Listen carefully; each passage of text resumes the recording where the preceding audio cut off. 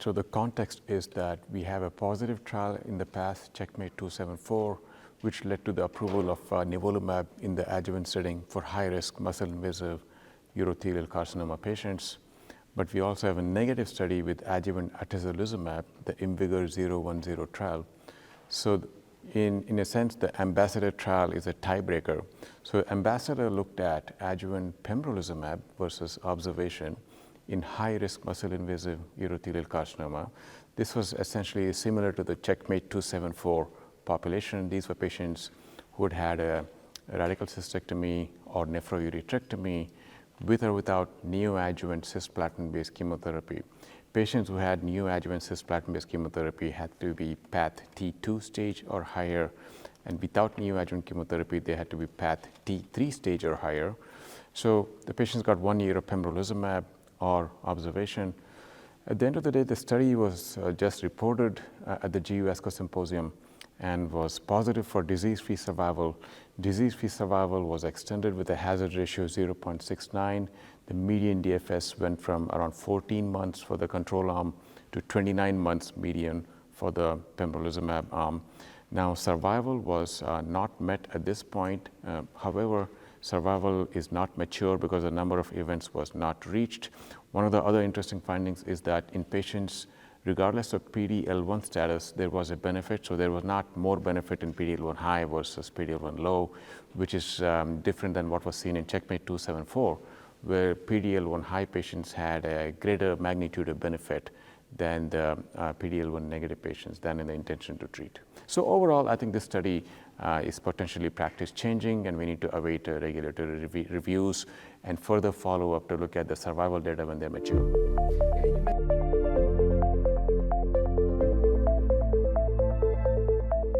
I expect that survival should improve when you have this magnitude of disease-free survival benefit. However, there are a lot of other active agents out there. There's enfortumab vedotin, there's other antibody-drug conjugates, as cetuximab. So all of these regimens can impact and erase the survival benefit. Many of the patients in the observation arm of Ambassador did receive an immune checkpoint inhibitor. And so that could have erased some of the benefit and the survival impact on survival. Maybe that was erased by this. So that needs to be teased out further, and hopefully a longer follow-up will provide us more clarity on the survival.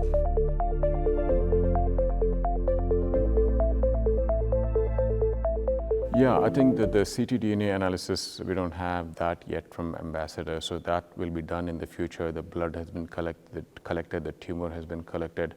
The ctDNA to select patients for adjuvant therapy and is being looked at, as you know, in the IMvigor011 trial. So that's looking at atezolizumab versus placebo in patients who are ctDNA positive all the way up to 2 years out post surgery. So that's an exciting trial, and hopefully we'll bring ctDNA routinely into the clinic to select patients for adjuvant PD-1 inhibition.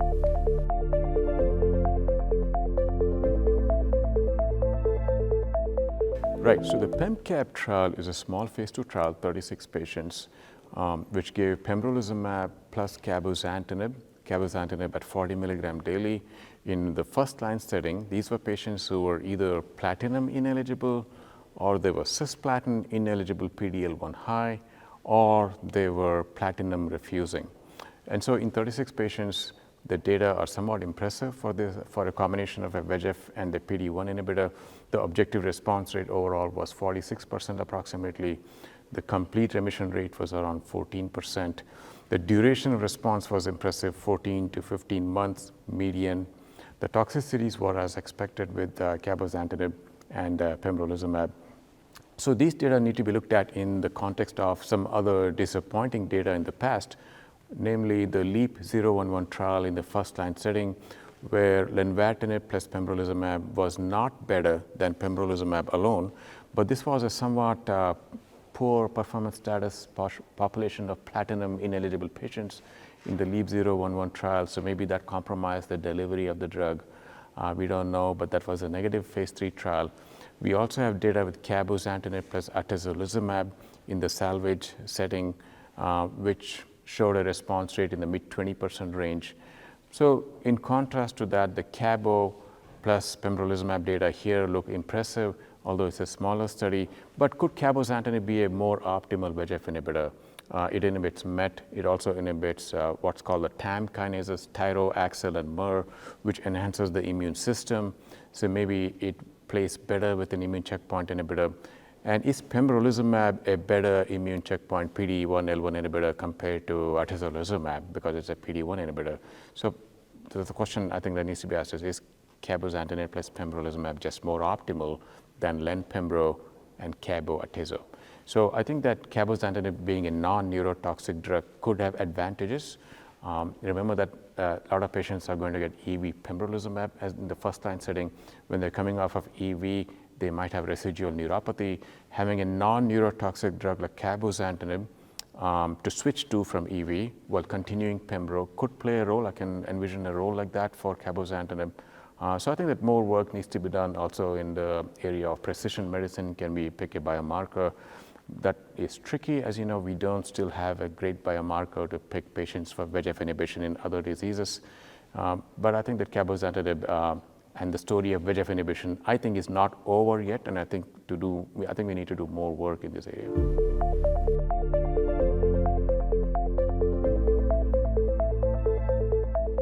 I think one thing I might want to add is that maybe a better version of cabozantinib, a drug called XL092, it's also now called zanzalintinib. It's a cabozantinib with essentially a shorter half-life and a potent VEGF and MET inhibitor, and also inhibits the TAM kinases. So could a cabozantinib-like drug like zanzalintinib with a better therapeutic index play a more prominent role, because you can deliver the drug for a prolonged duration because of the better therapeutic index, shorter half-life. The toxicities go away when you stop them. It does look less toxic across different studies compared with cabozantinib. So should zanzalintinib be examined further, potentially either alone or in combination with pembrolizumab? So that's something we need to think about. Remember, historically, VEGF inhibition does have activity as monotherapy also. Pazopanib, cabozantinib monotherapy had objective responses in the 15 to 20% range in the salvage setting, highly pre-treated patients. So I would not quite give up on VEGF inhibition yet in this disease. We have, I think, somewhat floundered with VEGF inhibition in this disease so far, but I think that this trial here, cabozantinib plus pembrolizumab, I think provides a ray of hope for VEGF inhibition in this disease.